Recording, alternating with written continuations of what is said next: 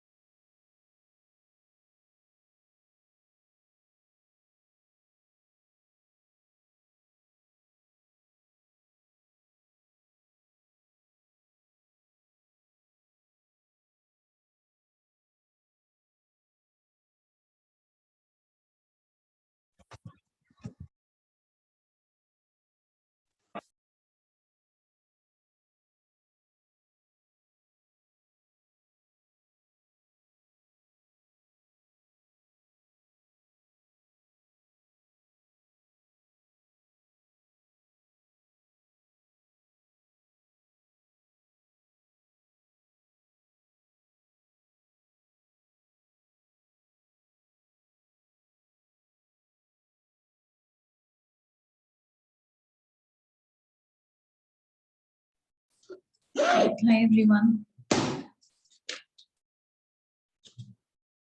I hope I'm audible and the screen is also visible clearly to everyone. We're going to start our third unit today.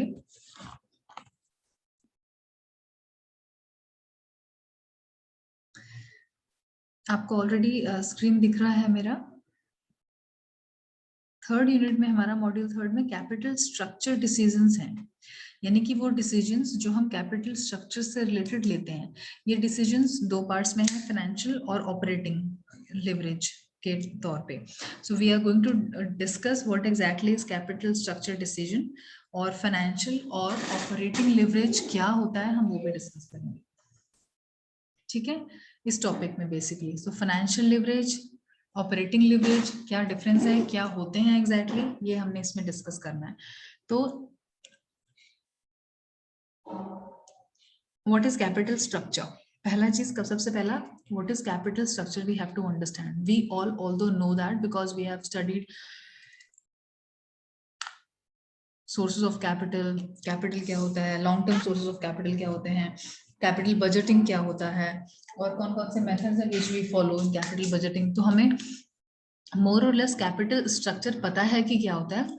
अब उसके आगे हमें operating और financial, पहली बात तो लिवरेज क्या होता है और उसके बाद ये दोनों काइंड ऑफ लिवरेजेस क्या होती हैं और कहाँ पर ये यूज होती हैं, ये हम बेसिकली इस टॉपिक में मेन हम ये पढ़ेंगे, ऑपरेटिंग और फाइनेंशियल लिवरेज।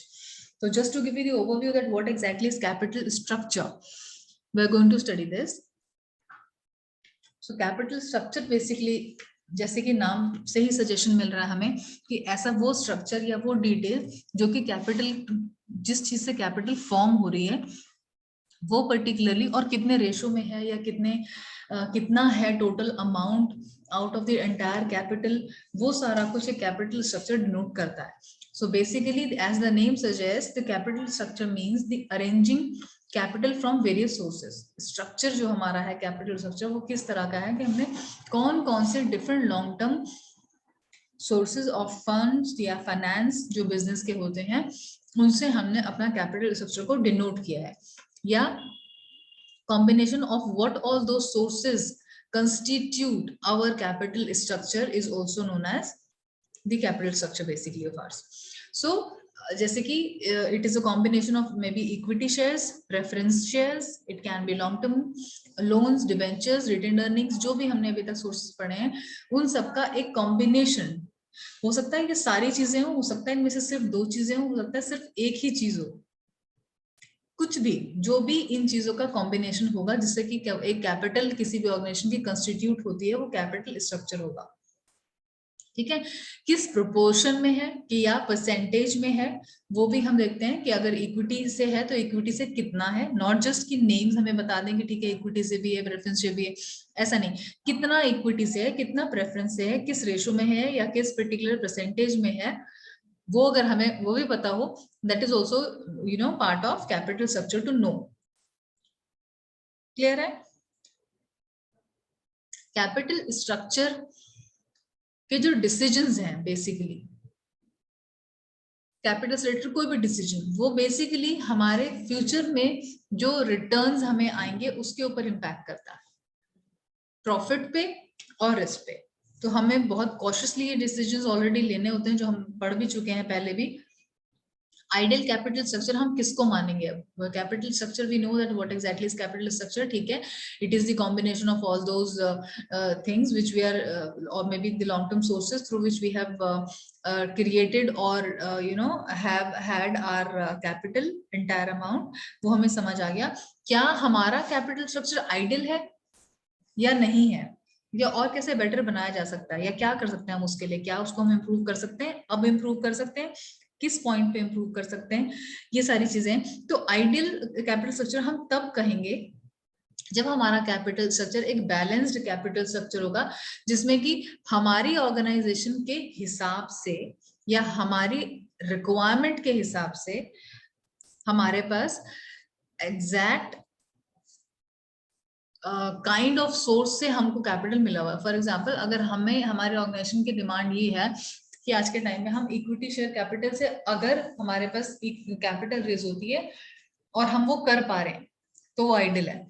अगर हम चाहते हैं कि हम लोन लेना चाहते हैं बिजनेस या बैंक से या किसी फाइनेंशियल इंस्टीट्यूशन से और हम नहीं ले पा रहे हैं, नहीं ले पाए तो हमें कैपिटल ऑब्वियसली किसी और पर्टिकुलर सोर्स से हमको लेना होगा, तो फिर वो आइडियल स्ट्रक्चर नहीं होगा। तो आइडियल कैपिटल स्ट्रक्चर क्या होगा?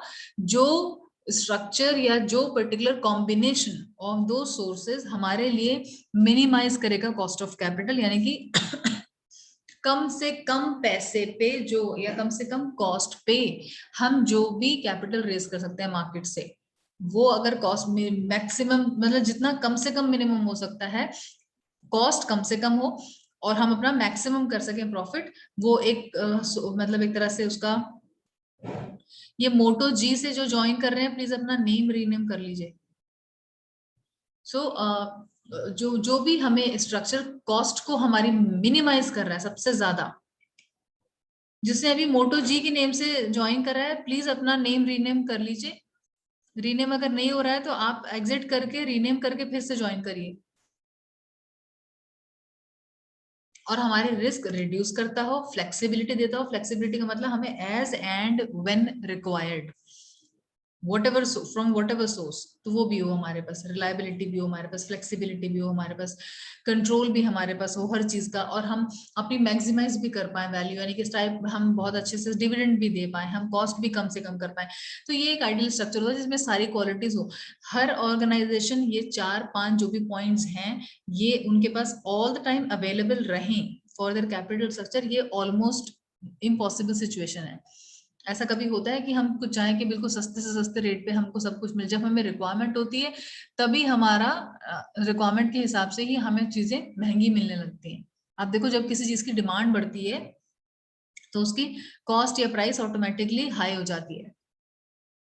क्लियर है? तो आइडियल कैपिटल स्ट्रक्चर का भी वही चीज है कि हम ये 5 चीजें फोकस तो करते हैं as an FM, we will be focusing के okay our capital structure should be at the minimum cost, should reduce the risks also, और should be we should have the least or minimum risk involved in whatever source we have through which we have generated the capital. और flexibility भी हो, flexibility as and when required, हम change करना चाहें तो change भी हो जाए, preference को हमने एकदम से वापस करना है तो वापस कर दें, क्या ऐसा हो सकता है? There are so many you can say factors which we really cannot change. So flexibility all the time हमारे हिसाब से जैसा हम चाहते हैं वैसी हो, ये भी जरूरी नहीं है. कंट्रोल भी सारा हमारे पास हो, ये भी ऐसा भी पॉसिबल नहीं है, क्योंकि हमने जब इक्विटी से, अगर हम इक्विटी को रख रहे हैं सोर्स, तो कंट्रोल हम दूसरों को दे रहे हैं, खुद ही अपना ही कंट्रोल दूसरों को दे रहे हैं हम, इसका मतलब ये भी है. तो सारी चीजें नहीं हो सकती, बट हमारा जो है टारगेट ये होना चाहिए कि ठीक है हम कैपिटल स्ट्रक्चर जो हमारा आइडियल है, ये सारी चीजें हम उसमें ला सके और अपने कैपिटल स्ट्रक्चर को हम बना सके, आइडियल बना सके. नाउ ऑपरेटिंग लिवरेज और फाइनेंशियल लिवरेज, ये दो चीजें हमें मेन पढ़नी. तो पहले तो फाइनेंशियल लिवरेज क्या होता है और ऑपरेटिंग लिवरेज क्या होता है, इससे पहले हम पढ़ेंगे लिवरेज क्या होता है, so that we should know what is the meaning of leverage. और फिर उस लिवरेज वर्ड को हम जोड़ेंगे एक तरह से फाइनेंस से और हम वहां पे ऑपरेशन से, तो हमें समझ आएगा कि ठीक है ऑपरेटिंग लिवरेज ये हो गया और फाइनेंस लिवरेज हो गया. तो what is leverage now? Lever हम सबको पता है क्या होता है. लीवर हम सबको पता है, जैसी छोटी सी इमेज आपको दिख रही होगी.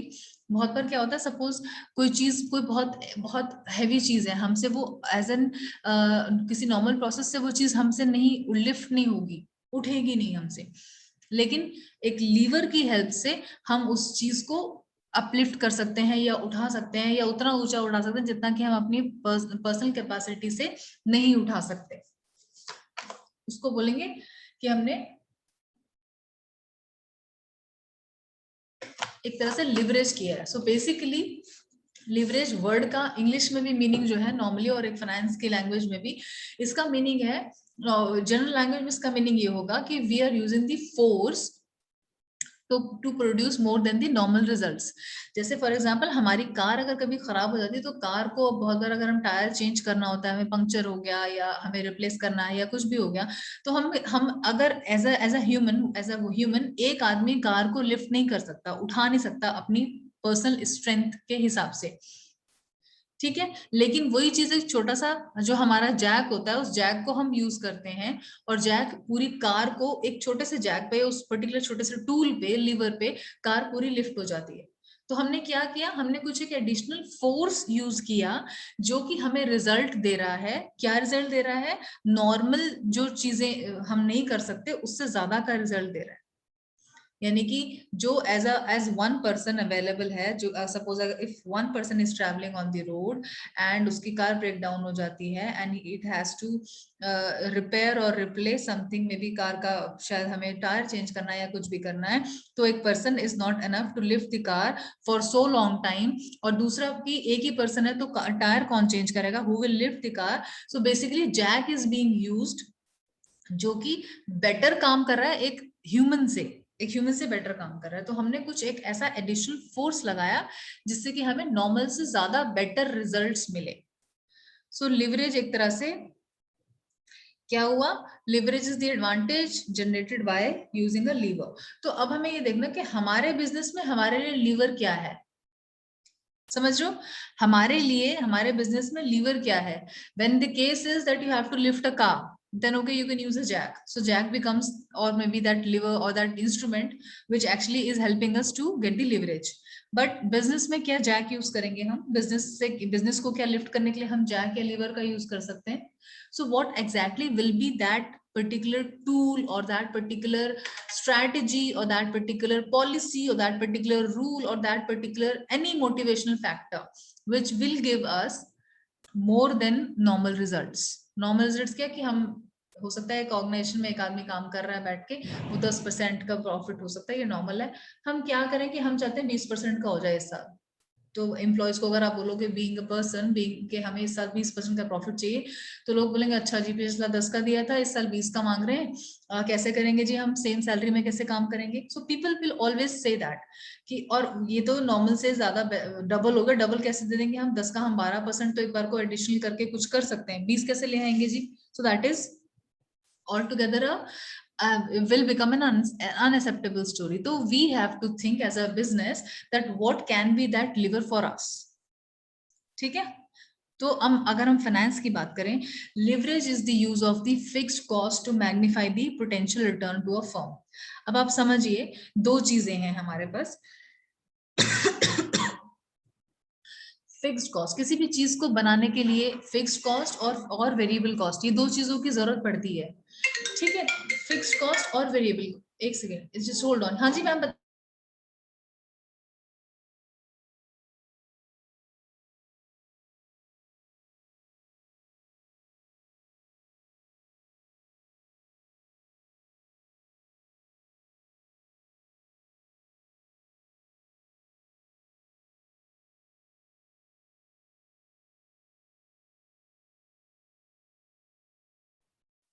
ठीक है, सो बेसिकली किसी भी चीज को, आई एम सॉरी, किसी भी चीज को प्रोड्यूस करने के लिए हमारी कॉस्ट इन्वॉल्व रहती है। कॉस्ट जो इन्वॉल्व होती है वो कॉस्ट दो तरह से है, कॉस्ट दो तरह से हो जाएगी हमारी। एक होगा हमारा फिक्स्ड कॉस्ट, एक होगा हमारा variable cost. Fixed cost, variable cost. Variable cost will vary as we will increase और डिक्रीज, और मे बी वेरी वेरी करने का मतलब चेंज होना, चेंज या तो इंक्रीज भी हो सकता है, डिक्रीज भी हो सकता है। कोई भी चीज हम अगर कर रहे हैं तो हमारा वो कॉस्ट भी कम या ज्यादा हो रहा है, तो वो हो गया हमारा वेरिएबल कॉस्ट। कि अगर हम ज्यादा प्रोड्यूस करेंगे, quantity, when I am saying produce करना, इसका मतलब हम किसी, मे बी या तो हम किसी यार ये this person is, I'm sorry. So basically, whenever we are going to produce something, it can be maybe कि हमारा अगर प्रोडक्शन की क्वांटिटी की मैं बात करूं कि 100 यूनिट्स प्रोड्यूस करने हैं तो दिस कॉस्ट, 200 करने हैं तो ऑब्वियसली डबल हो जाएगी कॉस्ट। तो वो जो कॉस्ट डबल हो जाएगी वो हो गया, यानी कि प्रोडक्शन के हिसाब से वेरी करा, प्रोडक्शन बढ़ी तो वेरी हो गया, बढ़ गया, कम हुई तो मे बी कम भी हो जाएगा, तो वो वेरिएबल कॉस्ट हो गया। अब कुछ होता है फिक्स्ड कॉस्ट, जो कि हम चाह कर भी कम नहीं कर सकते, बढ़ा भी नहीं सकते, वो जो हमारी है वो उतनी ही रहेगी, चाहे 1 प्रोड्यूस करो, चाहे 1000 प्रोड्यूस करो, चाहे 1 लाख प्रोड्यूस करो। सो टोटल अपनी कॉस्ट, टोटल जो कॉस्ट है किसी भी चीज को प्रोड्यूस करने के लिए, अगर हम उसको कम करना चाहते हैं, टोटल कॉस्ट को अगर हम कम करना चाहते हैं, तो हमें क्या करना होगा, प्रोडक्शन ज्यादा करनी है। प्रोडक्शन अगर हम ज्यादा करेंगे तो जो फिक्स कॉस्ट हमारी है वो फिर बेसिकली वो तो उतनी रहेगी, अगर हमने ज्यादा भी कॉस्ट प्रोड्यूस, ज्यादा भी नंबर ऑफ यूनिट्स प्रोड्यूस किया, तो वो फिर डिवाइड ज्यादा नंबर में हो जाती है, तो कॉस्ट किसी चीज को प्रोड्यूस करने की बेसिकली फिर वो ऑन एन एवरेज कम आ जाती है। आपको लॉजिक समझ में आ रहा है जो मैं आपको बोल रही हूँ कि फिक्स, फॉर एग्जाम्पल एक यूनिट को प्रोड्यूस करने की कॉस्ट, फिक्स कॉस्ट है 1000 रुपया, तो अगर मैं एक प्रोड्यूस करती हूँ तो उसकी भी फिक्स्ड कॉस्ट जो है 1000 रुपया है। लेकिन फिक्स्ड कॉस्ट वो कॉस्ट है जो कि अगर मैं यूनिट बढ़ाऊंगी तो कॉस्ट बढ़ेगी नहीं, उतनी ही रहेगी। तो अगर मैंने फिक्स्ड कॉस्ट 1000 रुपए पे एक यूनिट प्रोड्यूस की है और दूसरी तरफ मैंने 500 यूनिट प्रोड्यूस कर दी है, तो एक यूनिट अगर मैंने प्रोड्यूस की थी तो उसकी कॉस्ट मुझे कितनी पड़ी थी, 1000 रुपया। 1000 रुपए एक यूनिट की कॉस्ट पड़ती। अब मैंने 500 यूनिट जब प्रोड्यूस किए तो मेरे लिए अब एक यूनिट की कॉस्ट क्या हो गई, सिर्फ 2 रुपया, सिर्फ 2 रुपीज हो गई, because earlier I was producing only 1 unit at the rate of 1000। जो फिक्स कॉस्ट है, जो फिक्स रहेगी, बढ़ेगी नहीं, ना ही कम होगी। ज्यादा बढ़ाने से, ज्यादा प्रोड्यूस करने से ज्यादा भी नहीं होगी, कम प्रोड्यूस करने से कम भी नहीं होगी, फिक्स रहेगी। तो 1000 की कॉस्ट में अगर मैं 500 यूनिट्स प्रोड्यूस करती हूँ तो फिक्स कॉस्ट तो मेरी 2 रुपए आ गई ना, तो कॉस्ट कितनी कम आ गई। अब उसी चीज को मैं कहा 1000 रुपए की कॉस्ट लगा के मैं उसको कितने में भी बेचूंगी तो मैं कितना प्रॉफिट अर्न कर लेती हूँ। और अभी मैं 2 रुपीज की कॉस्ट पे अगर मैंने कर लिया तो ये 500 जो मैंने यूनिट्स 2 रुपीज की कॉस्ट पे बेची हैं, मे भी कुछ वेरिएबल कॉस्ट भी उसके अंदर ऐड होगा, तो मैं उसको कितने भी हाई प्राइस पे बेचूं, मेरा प्रॉफिट कितना ज्यादा हाई होगा। बोलते हैं ना, होलसेल मार्केट में जब ज्यादा चीजें हम खरीदते हैं एक साथ, तो हम खुद ही डिस्काउंट भी मांगते हैं कि मैंने तो देखो 4 चीजें ली हैं आपसे, आप थोड़ा डिस्काउंट दे दो। वो किस लिए, क्योंकि जब ज्यादा चीजें प्रोड्यूस होती हैं तो जो फिक्स कॉस्ट है वो एक तरह से डिवाइड हो जाती है ज्यादा नंबर ऑफ यूनिट्स में, और फिर वो ऑन एन एवरेज टोटल जो कॉस्ट एक पर यूनिट की आती है वो कम हो जाती है, कम पड़ जाती है। तो इस चीज को हम यूज कर सकें, फिक्स कॉस्ट को इस तरह से इतना स्मार्टली यूज कर सके कि हम किसी भी चीज को प्रोड्यूस करने की कॉस्ट को अगर कम ले आए तो हम प्रॉफिट ज्यादा अर्न कर सकते हैं। बट इसका ये बिल्कुल भी मतलब नहीं है कि हम अननोइंगली इस तरह से हम प्रोड्यूस करें कुछ भी, जिसका हमें ये नहीं पता कि हम सेल भी कर पाएंगे कि नहीं। सपोज हमने अपनी फिक्स्ड कॉस्ट को बचाने के लिए ज्यादा नंबर ऑफ यूनिट्स प्रोड्यूस तो कर ली, बट क्या हम उन सबको सेल कर पाएंगे, या बेसिकली बिल्कुल ना तो हम बेच पाएंगे और हम अपना बाद में स्टोरेज कॉस्ट भी बढ़ाते रहेंगे, इनको रख के, इनको संभालने में, स्टोर करने में, कहीं ना कहीं कुछ ना कुछ ऐसा करने में भी कॉस्ट जाएगा।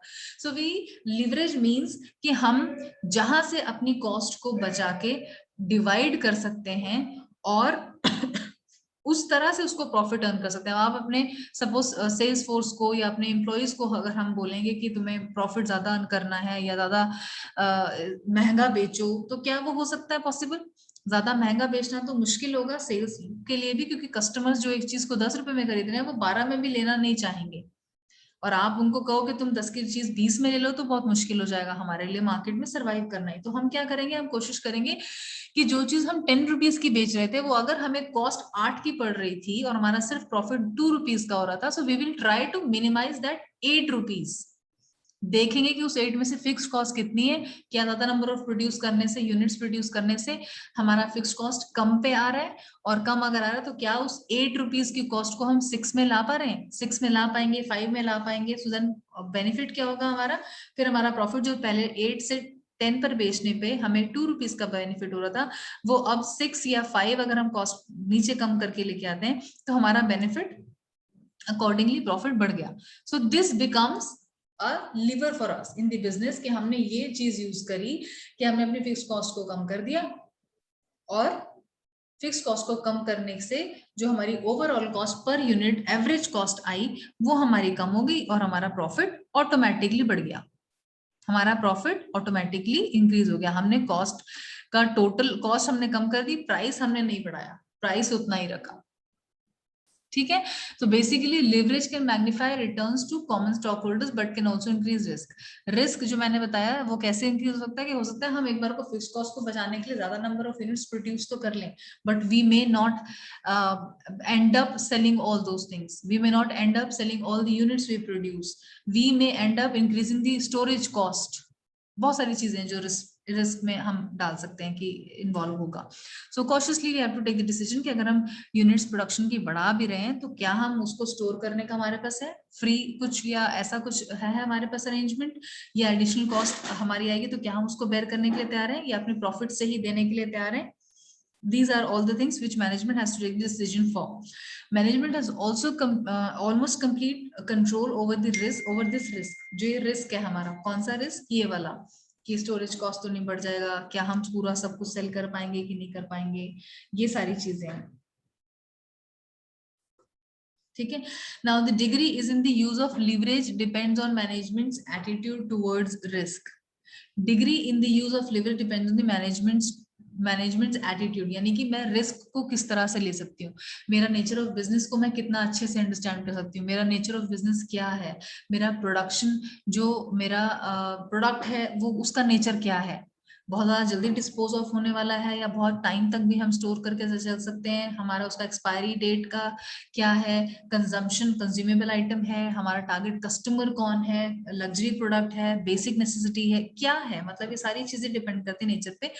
और as a management, as a financial management, हमारा रिस्क को लेने का फैक्टर या रिस्क उठाने का जो हमारा एक वो है एटीट्यूड, वो हमारा किस तरीके का है, whether we would want to take the risk, whether we are prepared to take the risk or face the losses या नहीं। अगर आप रिस्क, कई बार ऐसा भी होता है कि अगर हम कोई काम रिस्क लेंगे ही नहीं तो बेनिफिट भी नहीं, एक चीज तो है ठीक है, अगर हम रिस्क नहीं लेंगे तो लॉस नहीं होगा लेकिन प्रॉफिट भी नहीं होगा।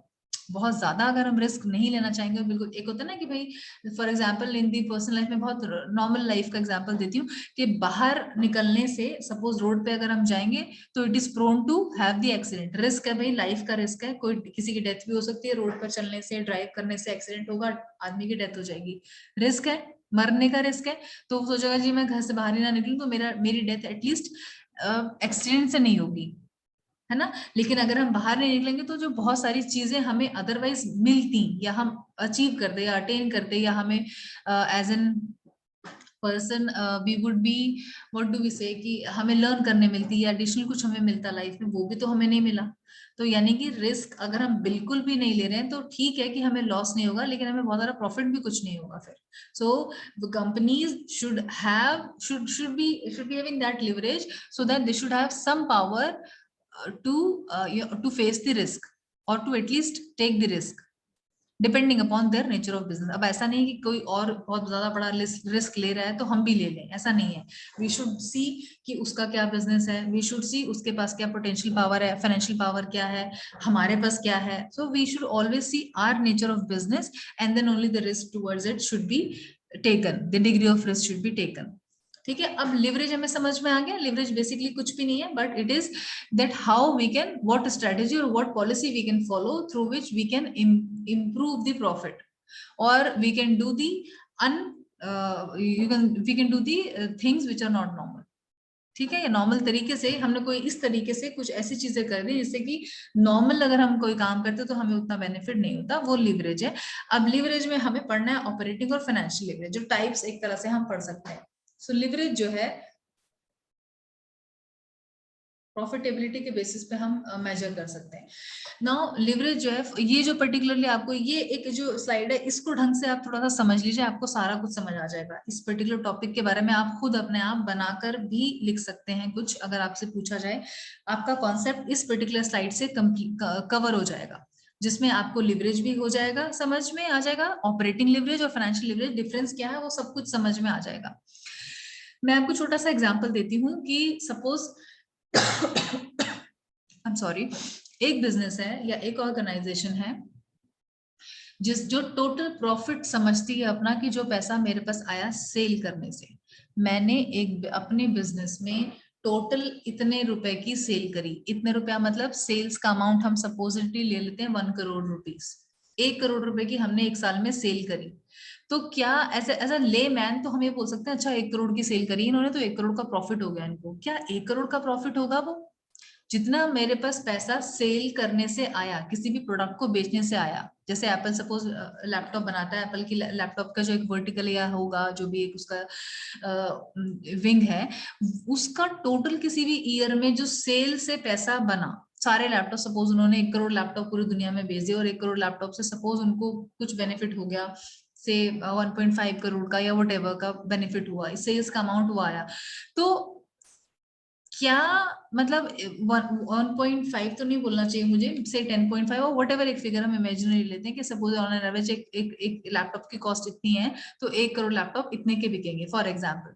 तो क्या वो टोटल अमाउंट जो सेल से आया किसी ऑर्गेनाइजेशन के पास, वो टोटल प्रॉफिट होगा?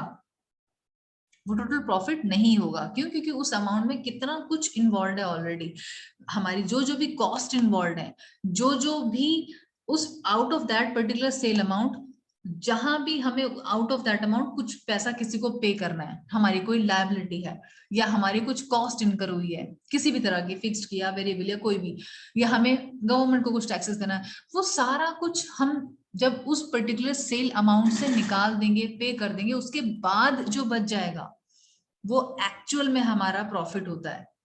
और हमारे पास जितने भी इक्विटी शेयर्स या जो भी हमने पर्टिकुलरली शेयर्स से कैपिटल रेज किया हुआ है, हम उस प्रॉफिट को फिर डिवाइड करेंगे। अब आप जो टोटल पैसा सेल से आया, आप वो सारा पैसा तो हम डिविडेंड नहीं, एज अ डिविडेंड शेयर्स को नहीं दे सकते या कुछ भी।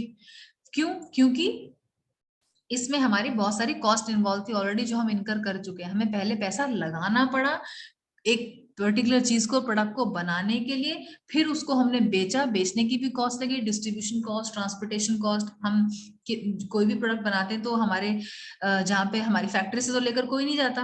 अगर सपोज मेरी एक फैक्ट्री है जहां पर मैं कुछ प्रोड्यूस कर रही हूँ, तो मेरी फैक्ट्री से आकर कस्टमर तो नहीं लेगा, बहुत कुछ इन्वॉल्व है फैक्ट्री में। मेरे यहाँ मजदूर या जो भी मेरे एम्प्लॉइज हैं या जो मेरे वो वर्कर्स लोग हैं, वो प्रोड्यूस कर सकते हैं, फिनिश प्रोडक्ट बन सकता है, वहां से निकल सकता है बन के, पैकेजिंग वहां पे हो सकती है। पैकेजिंग के बाद कस्टमर तो किसी आउटलेट पे ही जाएगा, कहीं मॉल से लेगा या किसी आउटलेट या किसी शॉप पे जाकर लेगा, और उसको प्रॉपर मुझे डिस्प्ले भी दिखाना होगा, डिस्प्ले करके कि प्रोडक्ट ऐसा दिखता है, ऐसे चलता है, ये फीचर्स हैं। कोई आदमी खड़ा करना होगा जो उसको बेचेगा, उसको बताएगा। तो बहुत सारी सारी चीजें क्या है, कॉस्ट इन्वॉल्व है। सेल्समैन की कॉस्ट इन्वॉल्व होगी, आउटलेट जहाँ पे जहाँ पर आप बेचोगे, कोई पर्टिकुलर आउटलेट आपको रखना होगा, रिटेल शॉप होगा या जो भी होगा, उसका पर्टिकुलर कॉस्ट होगा, इलेक्ट्रिसिटी का कॉस्ट होगा, और आपकी फैक्ट्री से उस जगह तक उस प्रोडक्ट को ले जाने का कॉस्ट होगा, ट्रांसपोर्टेशन कॉस्ट, जिसको डिस्ट्रीब्यूशन कॉस्ट भी बहुत, तो कितनी सारी कॉस्ट इन्वॉल्व हो गई। तो जो भी हम कोई प्रोडक्ट किसी भी प्राइस पे हमने बेचा, वो प्राइस हमको जो मिला, हमने ये समझ लेना है कि ये हमारा सेल्स प्राइस है, हमारा प्रॉफिट नहीं है। तो हम बेसिकली अब जो पढ़ रहे हैं इस पर्टिकुलर स्लाइड से हमें ये पता चलेगा कि ईपीएस क्या होता है, अर्निंग्स पर शेयर क्या होती है। मैंने आपको सेल्स का फिगर दे दिया कि सेल सपोज मेरी इस साल में सेल हुई है 10 करोड़ की सेल करी मैंने, तो क्या 10 करोड़ रुपए पे और आप निकाल सकते हो ईपीएस। वो हम कैसे निकालेंगे, हम निकालेंगे कि सबसे पहले तो हम अपनी सेल्स में से वेरिएबल कॉस्ट को लेस करेंगे। वेरिएबल कॉस्ट कुछ भी हो सकती है, it can be the cost of raw material. एक मिनट मैं आपका अटेंडेंस क्लिक कर लूं, उसके बाद हम लोग कंटिन्यू करते हैं।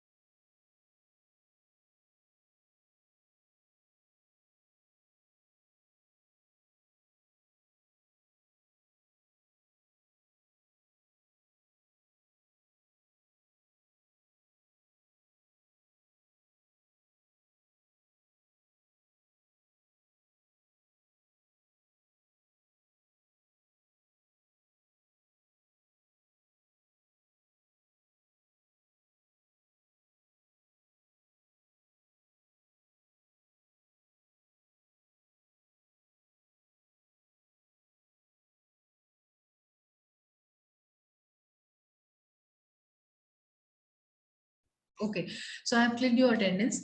Now sales, suppose total amount मैंने एक फिगर, एक किसी ऑर्गेनाइजेशन का सपोज एक रिस्पेक्टिव ईयर में है कि 10 करोड़ का सपोज सेल हुआ, so we are not considering that particular amount जो हमें मिला थ्रू सेल्स कि वो हमारा टोटल प्रॉफिट होगा। इसमें से हमें क्या लेस करना होगा, मेरी कुछ वेरिएबल कॉस्ट लगी होगी। वेरिएबल कॉस्ट कौन सी होगी, रॉ मटेरियल को परचेज करने की कुछ कॉस्ट हो सकती है। रॉ मटेरियल क्या होता है, रॉ मटेरियल बेसिकली वो चीज हुई जिसको जिसकी वजह से हमारा फिनिश प्रोडक्ट तैयार हो रहा है। कोई हम प्रोडक्ट प्रोड्यूस कर रहे हैं which requires iron, which requires से प्लास्टिक और एनीथिंग, तो उस चीज को बनाने के लिए हमें कुछ जो एक रॉ मटेरियल, जिसको हम अपनी भाषा में कच्चा माल भी बोलते हैं, कि हमें वो चाहिए होगा, तो उसकी जो हमने कॉस्ट लगाई वो हम लेस करेंगे। ठीक है, हमें इसके बाद सेल्स माइनस वेरिएबल कॉस्ट के बाद हमें मिलता है कंट्रीब्यूशन मार्जिन, जो रेड में लिखा हुआ है। ये एक हमें चीज मिल जाएगी कि अब हम सेल्स का जो फिगर था उसको अब हम कंट्रीब्यूशन मार्जिन कहेंगे। अब कंट्रीब्यूशन मार्जिन जो हमें मिला उसमें से अब हम लेस करेंगे हमारी फिक्स्ड कॉस्ट। फिक्स्ड कॉस्ट यानी कि मेरी फिक्स्ड कॉस्ट कौन सी हो गई, मेरी फिक्स्ड कॉस्ट हो गई कि मेरे को जो जो फिक्स रहेगी, जो मुझे चाहो ना चाहो मुझे देनी ही है, जैसे कि रेंट हो गया, मेरी बिल्डिंग का रेंट हो गया, इलेक्ट्रिसिटी हो गया, या मे बी जो फिक्स सैलरीज हो गई कुछ लोगों की, है ना। इंसेंटिव्स पार्ट हम समझ सकते हैं कि सैलरीज में नहीं आएगा, लेकिन सैलरीज जो कुछ देनी है वो तो फिक्स ही देनी है। तो ये सारी चीजें जो हमारी ऐसी कॉस्ट है जो फिक्स है, आदमी को लगानी है, वो हम लेस करेंगे। कंट्रीब्यूशन मार्जिन में से जैसे हमने अपनी फिक्स्ड कॉस्ट को लेस किया, हमें मिलता है ईबीआईटी। ईबीआईटी आप ध्यान रखिएगा, ई stands for earnings before interest and taxes. अब इन दोनों चीजों को लेस करने के बाद सेल्स में से मैंने अपनी दोनों कॉस्ट लेस कर दी है, मैंने अपनी वेरिएबल कॉस्ट लेस कर दी है, मैंने अपनी फिक्स्ड कॉस्ट लेस कर दी है। इसके बाद अब मुझे मिला है earnings before interest and taxes.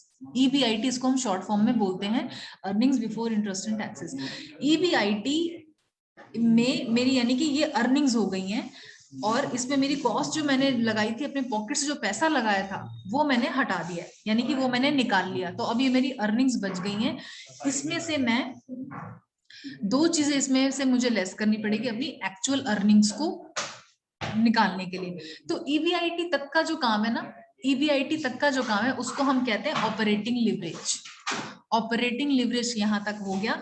इसके बाद की जो भी एक्सरसाइजेस हैं, यानी कि ईबीआईटी में से अगर मैं इंटरेस्ट लेस करूंगी और जो मैं गवर्नमेंट को टैक्सेस पे करूंगी वो टैक्सेस अगर मैं लेस करूंगी तो मुझे मिलता है अर्निंग्स आफ्टर टैक्सेस। अब इंटरेस्ट लेस करना, टैक्स लेस करना, ये सारा काम किस में जाएगा? फाइनेंशियल लिवरेज में। This is part of financial leverage. Difference यही है, ऑपरेटिंग लिवरेज और फाइनेंशियल लिवरेज का डिफरेंस यही है कि हम सेल्स में से जब अपनी कॉस्ट को लेस कर रहे हैं, चाहे वो वेरिएबल हो चाहे वो फिक्स्ड हो, ये हमारा ऑपरेटिंग लिवरेज है, ठीक है। और उसके बाद हम अपना इंटरेस्ट, टैक्सेस जो भी लेस कर रहे हैं, ये सारा कुछ हमारा फाइनेंशियल लिवरेज का पार्ट हो जाएगा। ये क्लियरली समझ आ रहा है? जो एरो बनाकर इस तरह से दिखाया हुआ है मैंने कि ऑपरेटिंग लिवरेज ये है और फाइनेंशियल लिवरेज ये है। तो ईबीआईटी और ईपीएस, इसका रिलेशनशिप हम आगे भी पढ़ेंगे, थोड़ा सा इंपॉर्टेंट टॉपिक है ये। Please do not unmute yourself and do not create disturbance. तो बेसिकली अब हमारे पास अर्निंग्स बिफोर, अगर हमने इंटरेस्ट लेस कर दिया, अर्निंग्स बिफोर टैक्सेस बचा, यानी कि अर्निंग्स बिफोर टैक्सेस हो गया ईबीटी, जिसमें कि अभी हमारा टैक्सेस का अमाउंट इन्वॉल्व है। लेकिन हमारा टैक्सेस भी प्रॉफिट तो नहीं है, टैक्सेस भी वो चीज है जो हमें पे करनी है। गवर्नमेंट तो लेगी अपना टैक्स। जैसे आपने देखा होगा, हम कोई भी प्रोडक्ट जब हम बेचते हैं, कोई भी प्रोडक्ट हम खरीदते हैं, तो उसके ऊपर लिखा होता है ना, क्लियरली लिखा होता है कि इतना टैक्सेस है, जीएसटी लग रहा है, कुछ है, तो गवर्नमेंट को वो टैक्स उतना देना ही पड़ेगा। हमने ले तो लिया पूरा सेल्स से, कस्टमर से पूरा पैसा ले लिया, लेकिन गवर्नमेंट को हमें वो सारा टैक्स उतना देना पड़ेगा। सपोज 10 रुपए पे 1 रुपया टैक्स बनता है, फॉर एग्जाम्पल 10% जीएसटी है, तो उस पर्टिकुलर 10 रुपए में से 1 रुपी मुझे गवर्नमेंट को देना पड़ेगा। अब नंबर ऑफ यूनिट्स मैंने जितनी भी बेची हैं टोटल, हम वो टैक्स भी गवर्नमेंट को पे करेंगे। तो एक्चुअली मुझे टैक्स पे करना है। अब हम वो टैक्स हमने निकाल लिया और वो गवर्नमेंट को पे कर दिया, तो अपनी अर्निंग्स में से उतना टैक्स का अमाउंट हमने लेस कर दिया। अब हमें क्या मिला? ईट मिला हमें, EAT, EAT, earnings after taxes. Earnings after taxes ये मेरा एक्चुअल प्रॉफिट होता है।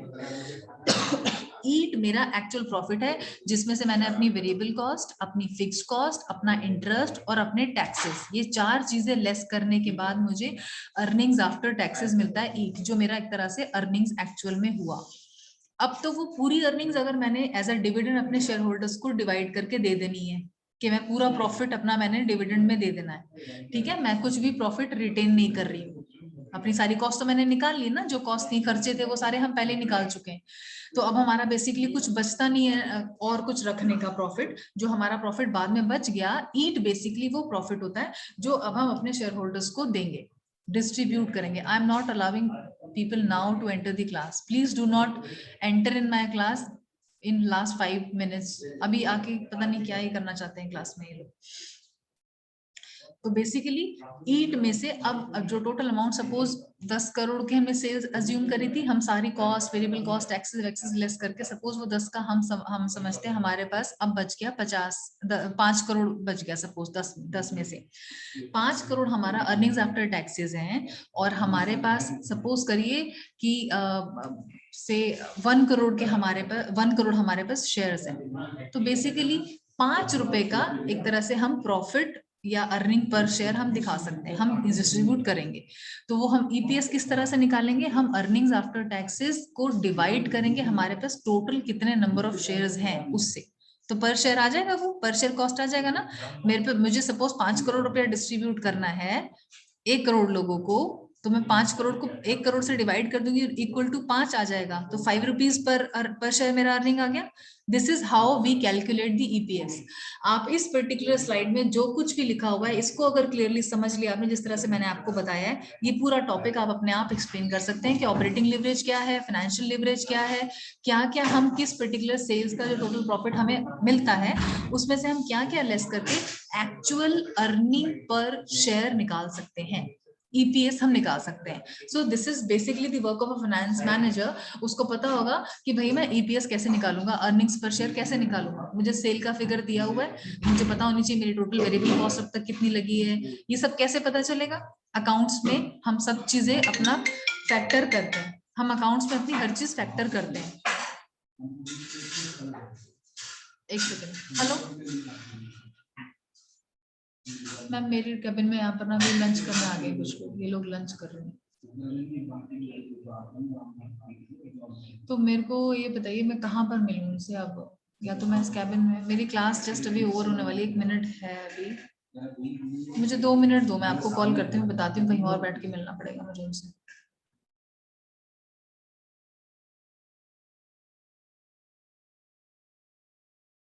Basically we have studied, we already know now कि सेल्स में से मैं ईपीएस कैसे निकाल सकता हूँ या निकाल सकती हूँ। क्लियर है? इसके बाद का हम कल आगे से प्रोसीड करेंगे नेक्स्ट क्लास में कि किस टाइप के होते हैं और क्या क्या हम उसमें कवर करते हैं। क्लियर है? किसी को कुछ डाउट हो तो मुझे बताइए, कुछ क्वेश्चन है तो वो नोट कर सकते हैं, हम लोग नेक्स्ट क्लास में भी डिस्कस कर सकते हैं, कोई प्रॉब्लम नहीं। ठीक है? Okay, thank you so much for your class, for your time, everything. Thank you.